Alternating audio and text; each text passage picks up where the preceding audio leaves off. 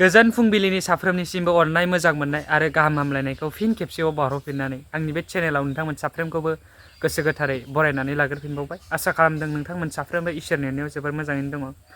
स' दिनै जोङो आबै आरो आं थांनो नागिरदों मा होनो बेखौ मेडिकेल सिभिल हस्पिटालाव डक्टर रबि बर' सिभिल हस्पिटाल मुसलपुर जोंनि बाक्सा डिस्ट्रिक्टआवनो दङ। गंसेल' नायल' जायल' थ' बेवहायनो जों थांनो नागिरदों। स' रेडि जाबाय बाट आं बेनि ब्लग्सखौ आलादायै लानोबो हागौ लायाबो जानो हागौ बे उननि खोथा। जियानो जा आं मोनसे आपडेट होनो होननानैसो बे भिडिअखौ बानायदेरनाय जाहैबाय। स' जोंहा एग्जामा गाबोननिफ्राय दङ बेनिखायनो आं भिडिअस होनो हानाय नङा। बेनिखायनो आपडेट मोनसे होथारनोसै साननानै आं होनोसै। सा धेकियाजुलि गुदि बर' थुनलाइ आफादनि रुफाथि मायथाइ फोरबो आरो खुंगा 25थि बोसोरसालिया जथुम्माजों लोगोसे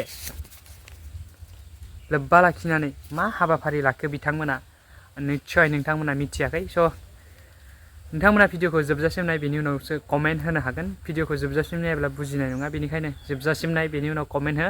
जायफ्रा चेनेलाव गोदान चेनेलखौ साबस्क्राइब खालामनानै होलांगोन होननानै मिजिंथिनाय थाबाय आरो मोजां मोनोब्ला भिडिअखौ लाइक खालामनानै होब्लानो जाबाय। अके आपडेटखौ बिदिब्ला नायदों नोंथांमोना।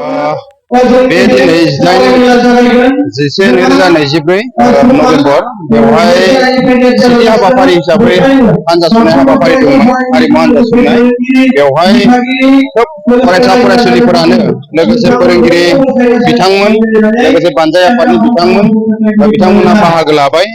खोब समायनायै बे हारिमु दिन्थिफुंनाय एबा हान्जा सुरनायखौ बिथांमोना दिन्थिफुंबाय। बेवहाय जोङो खोब गोजोननाय मोनदों। जोंनि हारिनि जि गाननाय जोमनाय, दामनाय देनाय, मोसानाय आरो जों जे मावनानै जाग्रा हारि, जेरै माइ हानानै जोङो जायो, आबाद मावनानै जों जायो आरो जों जे एसे समायना रमायना गाव दानानै गाननाय जोमनाय गानो बेफोरो बेयाव बेरखांदों।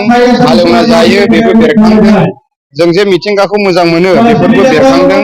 बेनिखायनो बे हाबाफारिखौ आं खोब गोजोननाय मोनदों आरो हाबाफारिखौ लानायनि थाखाय गिबि आफाद एबा बानजाय आफाद बिथांमोनखौ आं साबायखर बावदों। लोगोसे बेवहाय जे एसे लोब लोब फरायसा फरायसुलिफ्रा बाहागो लाबाय आरो बे हाबाफारिखौ जाफुंसार होबाय।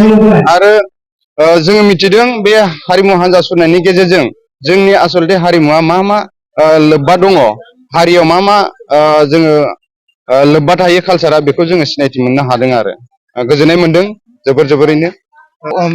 दाखालिनिफ्राय जि हाबाफारिया सोलिगासिनो दं आरो लोगोसे दा माखासे हाबाफारिफोर जानो थांगासिनो दं, बेयो माबोरै सोलिगासिनो दं?